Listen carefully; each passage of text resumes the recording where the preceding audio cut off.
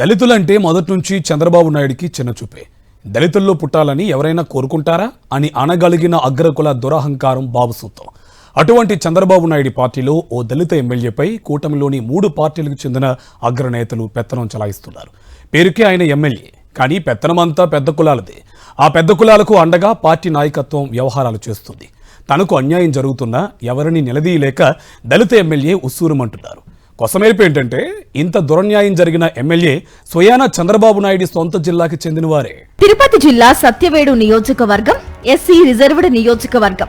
గత ఎన్నికల్లో ఈ నియోజకవర్గం నుండి కోనేటి ఆదిమూలం ఎమ్మెల్యేగా గెలిచారు.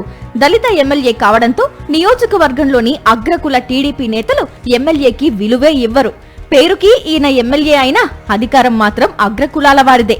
కూటమి అధికారంలోకి వచ్చిన కొత్తల్లోనే టీడీపీ మహిళా నేతతో హోటల్లో శృంగారం చేస్తూ దొరికిపోయారు కోనేటి ఆదిమూలం. దీనిని సాకుగా తీసుకుని ఈ నియోజకవర్గానికి గంగా ప్రసాద్ ను ఇన్ఛార్జ్ గా తీసుకొద్దామని పార్టీ నాయకత్వం భావించింది. అయితే అప్పట్లో తిరుపతికి చెందిన వ్యాపారి శంకరరెడ్డితో ఆదిమూలం సన్నిహితంగా ఉండేవారు. శంకరరెడ్డితో చేతులు కలిపి గంగా ప్రసాద్ రాకను అడ్డుకున్నారు ఆదిమూలం. అయితే కొంతకాలం తర్వాత శంకరరెడ్డినే ఇన్ఛార్జ్ గా నియమించారు చంద్రబాబు. ఇది ఆదిమూలానికి కోలుకోలేని షాకే. శంకరరెడ్డి తనకు పక్కలో బల్లంలా తయారవడంతో ఆయనపై ఆగ్రహం పెంచుకున్నారు ఆదిమూలం. ఎమ్మెల్యే అయిన ఆదిమూలానికి ప్రోటోకాల్ మర్యాదలు కూడా దక్కనీయకుండా శంకర్రెడ్డి రాజకీయం చేస్తున్నారని ఆదిమూలం అనుచరులు భగ్గుమంటున్నారు. నియోజకవర్గంలో కీలక కార్యక్రమాలు, వ్యవహారాలను శంకరరెడ్డి చక్కబెడుతున్నారు.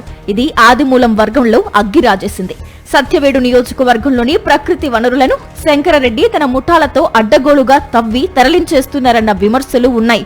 ఒక్క శంకరరెడ్డే కాదు, జనసేన, బీజేపీలకు చెందిన అగ్రకుల నేతలు సైతం సత్యవేడులో ఇసుక, మట్టి, గ్రావెల్ తవ్వుకుపోతున్నారు. రాష్ట్రంలో టీడీపీ ఎమ్మెల్యేలున్న ఇతర నియోజకవర్గాల్లో అడుగు పెట్టడానికి కూటమి నేతలు ధైర్యం చెయ్యరు.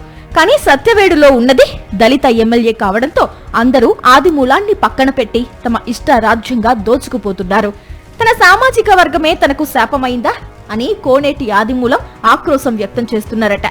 ఆయన అనుచరులు సైతం తమ నేతకు జరుగుతున్న అన్యాయంపై మండిపడుతున్నారు. ఈ దుర్మార్గాన్ని ఆపాల్సిన చంద్రబాబు మౌనంగా ఉండటంతో ద్రోహం కొనసాగిపోతోంది.